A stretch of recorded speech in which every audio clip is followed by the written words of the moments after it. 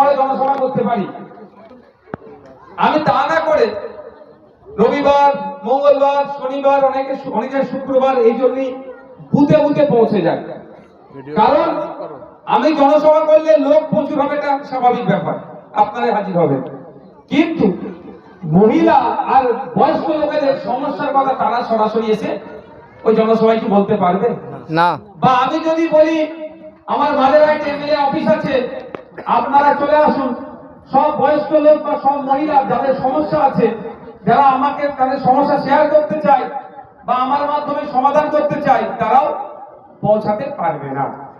সেই জন্য আমি কি করি, বুথে বুথে পৌঁছে যাই, বুথের লোকেদের সাথে কথা বলি, তাদের সমস্যাগুলো শোনার চেষ্টা করি এবং কিভাবে সমাধান হবে সেটা বাতলে দিই বা বলি। তো আজকে আমি এখানে 110 নম্বর বুথের এই পাড়াতে এসে আমি উপস্থিত হয়েছি। এখানে যারা আমার কঠিন সমালোচক, কঠিন আমার মানে কড়া আমার বিরুদ্ধে রাজনৈতিক কথা বলে, সেও যদি আজকে আমার কাছে আসে, আমি তাকে পরিষেবা দিতে বাধ্য, কারণ আমি একজন নির্বাচিত জনপ্রতিনিধি।